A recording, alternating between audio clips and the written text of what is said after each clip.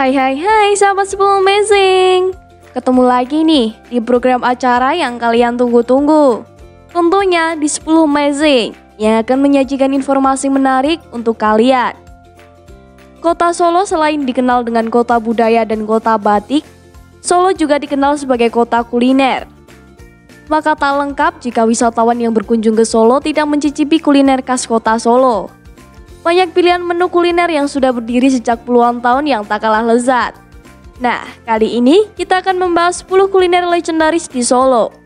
Langsung saja simak informasinya, check it out!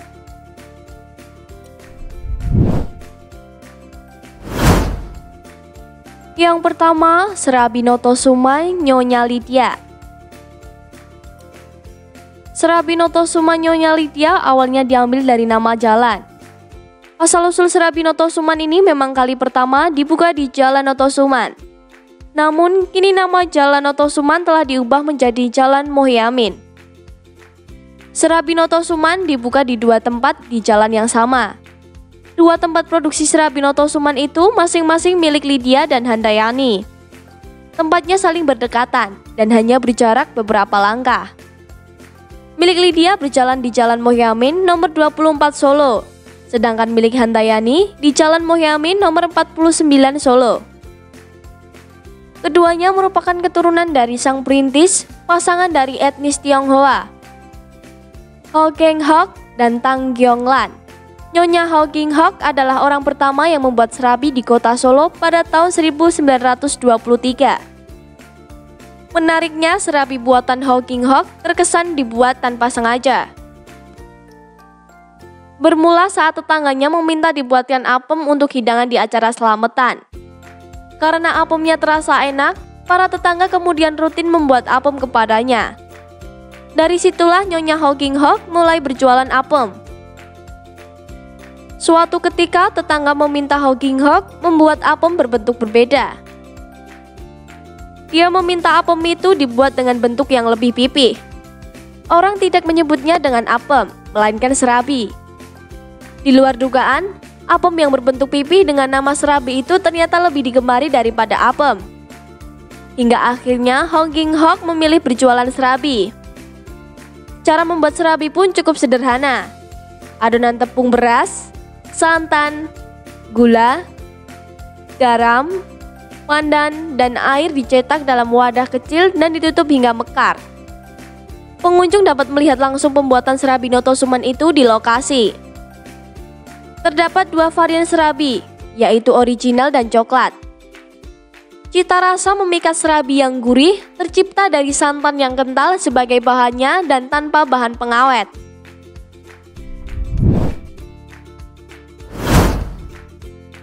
Es dawet telasi Budermi ini adalah salah satu kuliner legendaris di kota Solo, yang sudah ada sejak sekitar tahun 1930. Dengan resep yang dibuat secara turun-temurun hingga mencapai generasi ketiga. Es dawet telasi Budermi ini tidak pernah sepi pembeli. Walaupun berjualan di tempat yang tergolong cukup sempit, mereka rela mengantri demi mendapatkan es dawet ini. Bahkan banyak dari mereka menikmati es dawet sambil berdiri, dikarenakan tempat duduk yang tersedia sangat terbatas. Pengunjung sendiri ada yang dari kota Solo maupun dari luar kota Solo, bahkan mancanegara. Selain enak, es dawet telasi Budermi ini memiliki harga yang terjangkau. Satu porsinya dibanderol dengan harga 10.000 saja. Satu mangkok es dawet ini berisi cendol, bubur sumsum, ketan hitam, tape, dan biji selasi, yang kemudian disiram dengan kuah santan yang ditambahkan dengan pemanis, sehingga menghasilkan rasa yang gurih manis dan menyegarkan. Karena porsinya yang tergolong kecil, tidak jarang pelanggan memesan lebih dari satu porsi untuk diminum di tempat atau dijadikan sebagai oleh-oleh bagi keluarga tercinta. Es dawet telasi Budermi dapat menjadi pilihan tepat bagi wisatawan untuk melepas dahaga ketika berkunjung di kota Solo. Es dawet telasi Budermi ini terletak di Pasar Gede, Jalan Urip Sumoharjo, Jebres, kota Solo. Juga membuka beberapa cabang di Solo dan sekitarnya, di antaranya di Monumen Pers, di Benteng atau Pusat Grosir Solo, dan area wedangan Pak Gendut Solo Baru. Singkong menjadi salah satu bahan yang bisa diolah menjadi berbagai jenis makanan. Salah satu olahan singkong yang banyak disukai sejak masa dulu adalah lenjongan khas Solo.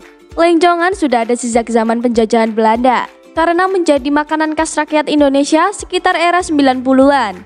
Saat itu rakyat Indonesia menderita di bawah tekanan penjajahan, lalu mengelola singkong menjadi berbagai jenis makanan untuk mengisi perut. Alhasil lahirlah lenjongan yang terdiri dari beragam jajanan pasar, terutama di Pasar Gede, Jalan Jenderal Sudirman, Kota Surakarta. Jam buka mulai pukul 7 hingga 17 waktu Indonesia Barat.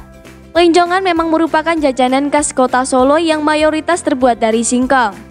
Lenjongan berisi aneka makanan tradisional seperti gendar, gatot, cenil, ketan hitam, serta jagung dan grontol. Jajanan-jajanan tersebut kemudian ditaburi parutan kelapa dan gula pasir atau gula merah cair. Jajanan pasar ini dibanderol dengan harga yang sangat murah, yakni hanya sekitar 3.000 per bungkus. Bagi masyarakat Solo, lenjongan menjadi kudapan favorit yang cukup sehat. Lantaran jajanan pasar ini tidak memakai pengawet dan pewarna buatan. Dalam satu bungkus lenjongan, para pembeli juga bisa bebas memilih jajanan pasar apa saja sesuai selera. Misalnya hanya memilih gatot dan tiwul saja, atau hanya cenil dan ketan. Keseluruhan isi jajanan pasar di lenjongan ini memiliki tekstur dan rasa yang hampir mirip, yakni kenyal, manis, dan gurih.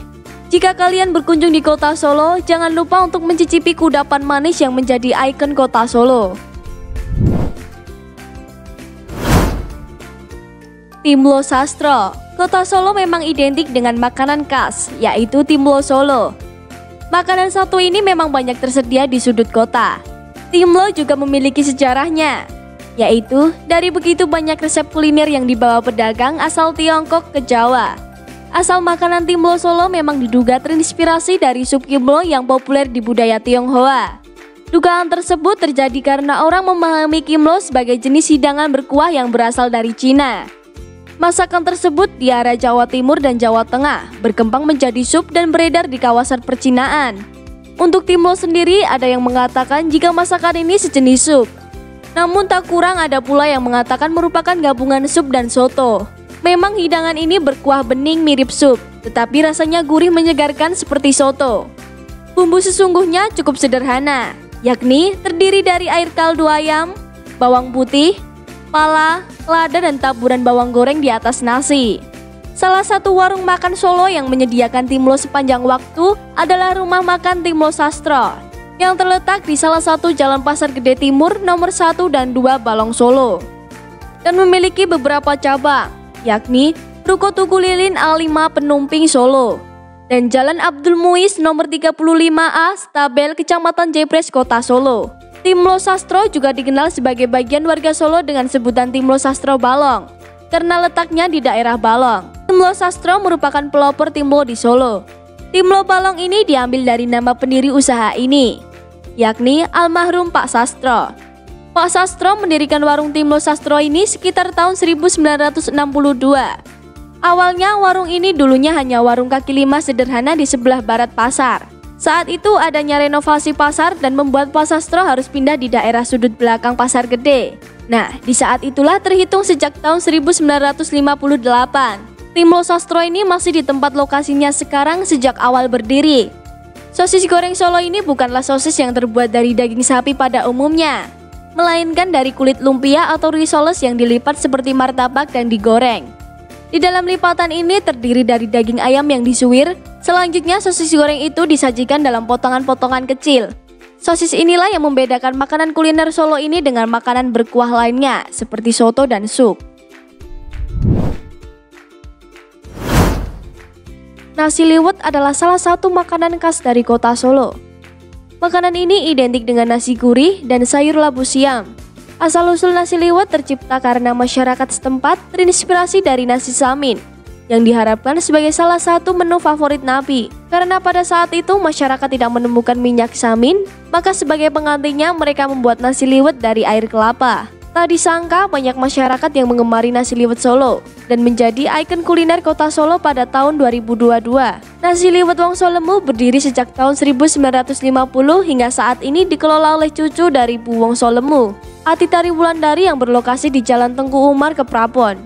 Meski nasi liwet juga dikenal sebagai makanan khas Sunda, Sajian khas Indonesia satu ini juga populer sebagai ikon kuliner kota Solo. Tentunya antara nasi liwet Sunda dan nasi liwet Solo punya perbedaan yang mencolok. Pada nasi liwet Solo, beras dimasak dengan campuran santan. Sedangkan nasi liwet Sunda tidak memakai santan.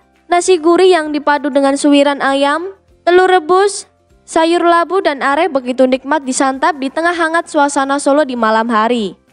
Di nasi liwet Wongsolemu memiliki dua varian menu, yaitu nasi liwet biasa dan nasi liwet komplit. Dapat ditambahkan lauk berupa dada ayam, paha, ati ampela, serta tahu dan tempe bacem. Jika ingin menambahkan cita rasa pedas saat mengkonsumsi, dapat ditambahkan dengan cabai rebus. Nasi liwet Wongsolemu juga mempertahankan penyajian secara tradisional, yakni dengan menggunakan daun pisang. Sebab dulunya nasi liwet disajikan secara dipincuk dengan daun pisang. Selain soal menunya yang Indonesia banget, pembeli juga dihibur dengan penyindan tradisional yang terdiri dari ibu-ibu bersanggul dan memakai kebaya. Setiap harinya warung ini buka dari jam 4 sore hingga jam 1 dini hari.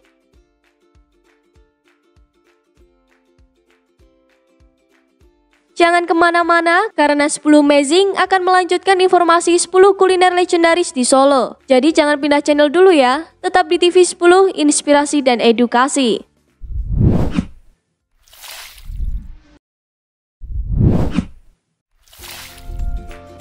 Kembali lagi di 10 Amazing. Berikut kuliner legendaris Solo yang akan melengkapi topik sebelumnya. Langsung saja simak informasinya, check it out.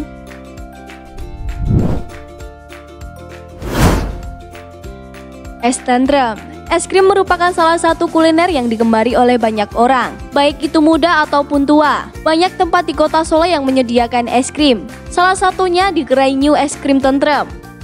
New Es Krim Tentrem sudah berdiri sejak 1953. Dulunya es krim tentrem berada di Kepatihan Jebres, namun sekarang berpindah di kawasan Ngarsopuro.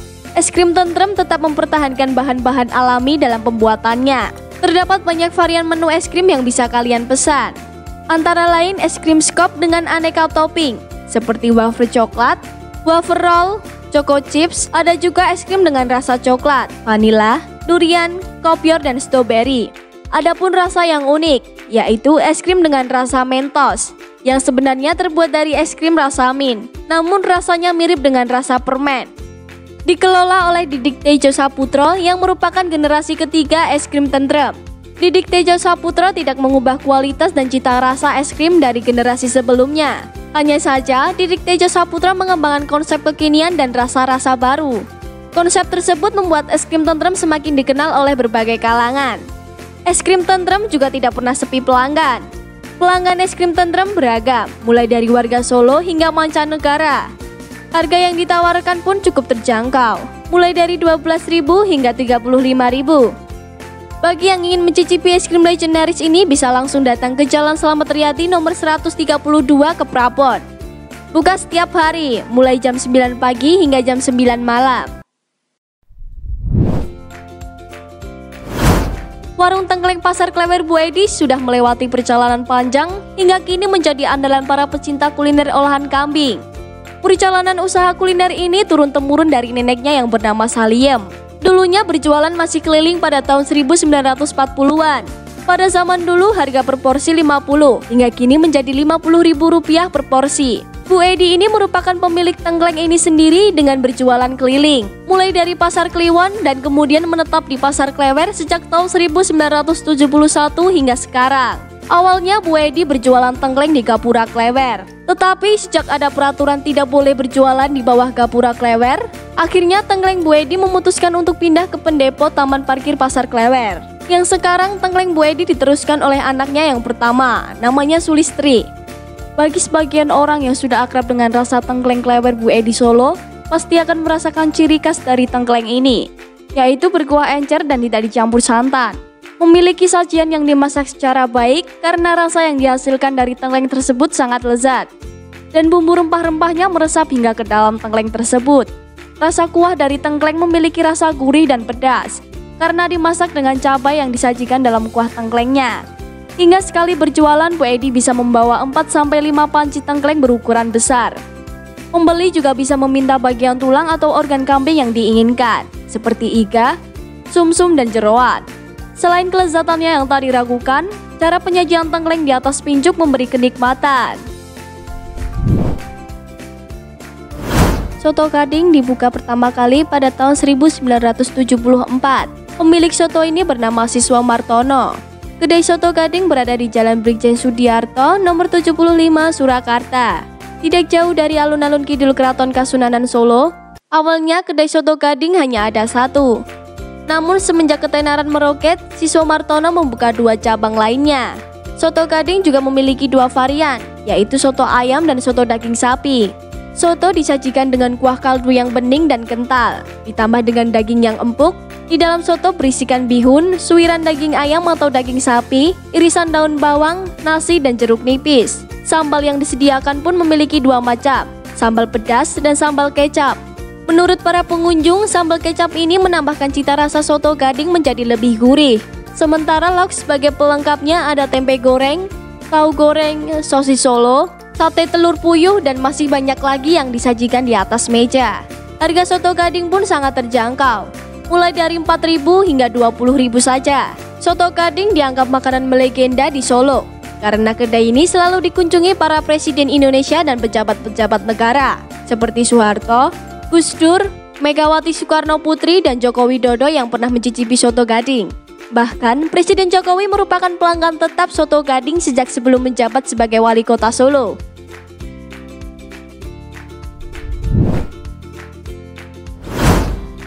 Sate kere adalah salah satu ikonik kuliner dari Solo. Tempe gembus menjadi bahan utama pembuatan sate kere. Meski tampak sederhana, sate kere merupakan makanan kesukaan Presiden Joko Widodo loh. Pada awalnya, Yurebi hanya menjajakan sate kere berkeliling kampung pada tahun 1970. Kemudian pada tahun 1986, warung Yurebi mulai didirikan di Jalan Kebangkitan Nasional.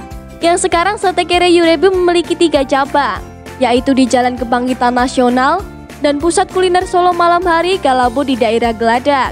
Hidangan ini terbuat dari ampas sisa pembuatan tempe. Setelah direndam dalam bumbu pacem dan dibakar di atas bara api, sate kere disajikan bersama guyuran sambal kacang manis pedas. Penjual sate kere terkenal di Solo adalah Sate Kere Yurebi. Warung yang sudah ada di Jalan Kebangkitan Nasional sejak tahun 1986 ini menjadi langganan Jokowi. Sate kere disebut-sebut lahir karena dulunya sate daging dianggap makanan mewah yang hanya disantap kalangan menengah ke atas. Bahkan pada tahun 1849, diumumkan kebijakan perihal pemotongan sapi dan kerbau, serta regulasi tentang gaji atau lemak. Tempat pemotongan hewan dilarang menjual daging dengan gaji atau lemak, sehingga gaji kemudian disingkirkan dan diambil oleh rakyat bawah yang tidak sanggup membeli daging. Sate kere lembut dapat dinikmati bersama lontong atau nasi.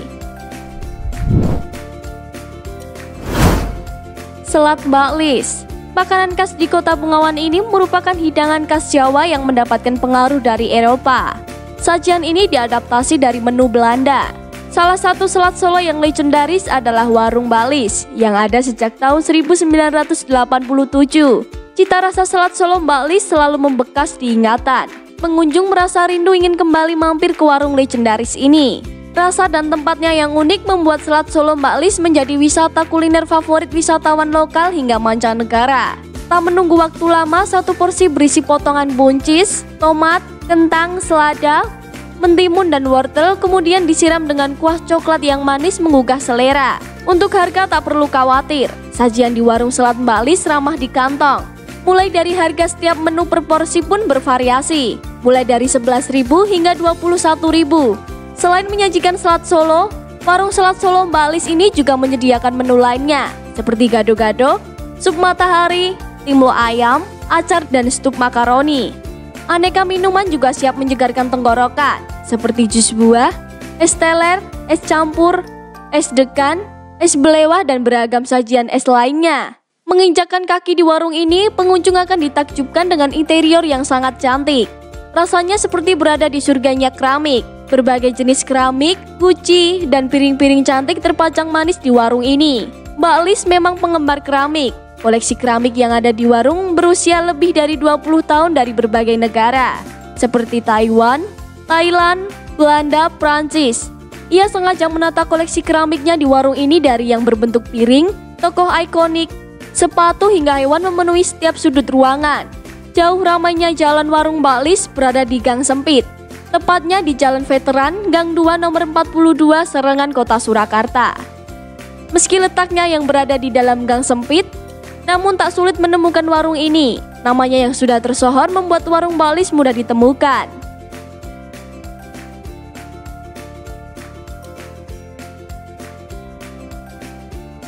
Itu tadi kuliner legendaris di Solo. Tak terasa, 10 Amazing sudah menemani kalian. Terima kasih sudah menonton tayangan kami dan jangan lewatkan informasi lainnya di 10 Amazing. Tentunya di hari dan waktu yang sama. Hanya di TV 10, inspirasi dan edukasi. Bye-bye.